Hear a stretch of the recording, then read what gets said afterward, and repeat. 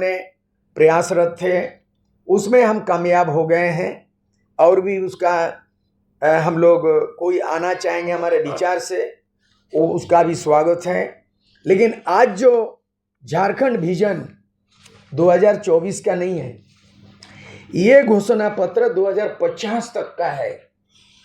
हम लोगों ने एक कार्यक्रम किया, भावी पीढ़ी, युवा पीढ़ी जो IAS IPS का तैयारी करते हैं दिल्ली में, और जो लंदन में पढ़ के आया है, जो हार्वर्ड यूनिवर्सिटी से पढ़ के आई है, या कोई ऑक्सफोर्ड यूनिवर्सिटी से पढ़ के आए, हांगकांग से भी पढ़ के आए हैं, JNU के लीडर और दिल्ली यूनिवर्सिटी और IIM IITs, तो यूथ है, यूथ 24 साल का झारखंड, युवा झारखंड। और युवा मैनिफेस्टो हम लोगों ने बनाने का आग्रह किया था। विगत 2 अक्टूबर गांधी जयंती, लाल बहादुर शास्त्री जयंती के अवसर पर constitution club of India Delhi में बहुत हाई लेवल का, जिसमें जर्नलिस्ट लोग भी, वरिष्ठ जर्नलिस्ट, जिन लोगों ने झारखंड को आंदोलन को देखा है और जिन लोगों ने झारखंड बनाते हुए देखा है, तमाम लोगों मिल करके इन लोगों ने बनाया। इसका नाम है यूथ मैनिफेस्टो, और झारखंड विजन 2050 का रोड मैप बना लिया। इसमें मोर देन 100 पॉइंट्स हैं, मुद्दे हैं, और इसका स्तंभ कुल मिला के विकास का 7 स्तंभ दर्शाया गया है। 7 में से पहचान, झारखंड का पहचान, आइडेंटिफिकेशन, दूसरा है अवसर, अपॉर्चुनिटी, तीसरा है सम्मान, डिग्निटी, और चौथा है न्याय, जस्टिस, सोशल जस्टिस, और पांचवा आर्थिक विकास, इकोनॉमिक डेवलपमेंट, और उसके बाद जो है ना मानव विकास, ह्यूमन डेवलपमेंट रिसोर्सेज एंड सुशासन, गुड गवर्नेंस। ये 7 स्तंभ इन लोगों ने परिभाषित किया है। और ये अगर देखेंगे, हमको नहीं लगता है भारत देश के अंदर में हम ये जो आकलन किया पड़े हैं, इन होनहार, केवल ये कोई इंटेलेक्चुअल, प्रोफेशनल इंटेलेक्चुअल नहीं, जो लोग अमेरिका से पढ़ के आए, चाइना से पढ़ के आए, विदेश से, और हमारा झारखंड के बारे में दर्द है, हम लोगों ने प्रस्ताव दिया और ये तैयार होके आ गया है। हम लोग इसको एडॉप्ट करते हैं और भी मूल्यांकन करेंगे। इसमें अगर संशोधन करने की जरूरत होगी, जोड़ने का, घटाव का है, ये हमारा घटक दल है, हमारा घटक दल जो है ये हम लोग करेंगे। भाई चालू हो गया भाई। तो हम लोग चाहेंगे कुल मिला के जो पॉइंट यहाँ पर identification, greater Jharkhand and better Jharkhand, बृहद झारखंड और बेहतर झारखंड, ये आज भी ये समाधान नहीं। बहुत आदमी 24 वर्षों में ये समझ गया कि यही झारखंड है। माफ कीजिएगा, हम लोग पहले भी डिस्कशन कर चुके हैं, झारखंड ये नहीं है। लोग बोलता है हरी बारी भीतरी, उदाहरण बोलना चाहेंगे।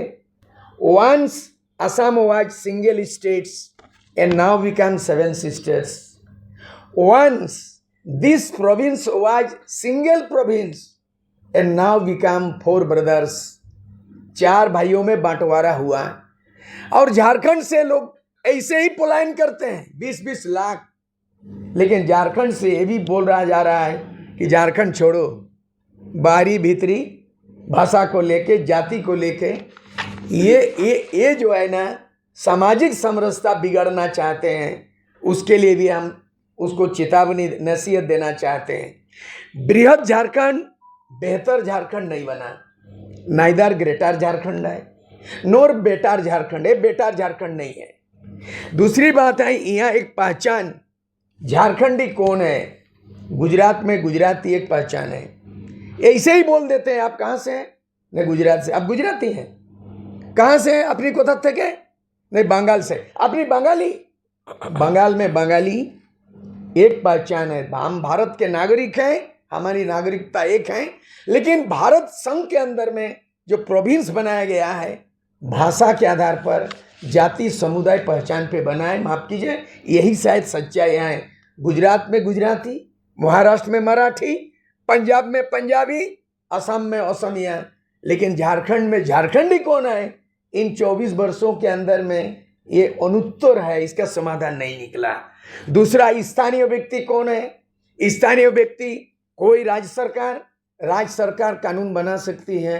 हम लोगों ने अध्ययन किया है संविधान का 7 भाग में, पार्ट 7 है संविधान में, भाग 7 है जो राज्य सरकार अपने राज्य के नीति निर्धारण कर सकता है, और ये नीति स्थानीय नीति बना सकता है, नियोजन नीति बना सकता है, आरक्षण नीति बना सकता है, शिक्षा नीति बना सकता है, विस्थापन पुनर्वास नीति बना सकते हैं, औद्योगिक नीति बना सकते हैं, पारा टीचरों का नीति बना सकते हैं, आंगनबाड़ी सेविकाओं का स्थायीकरण कर सकता है, मातृभाषा में प्राथमिक शिक्षा अनिवार्य कर सकते हैं, पलायन को रोकथाम का योजना बना सकते हैं।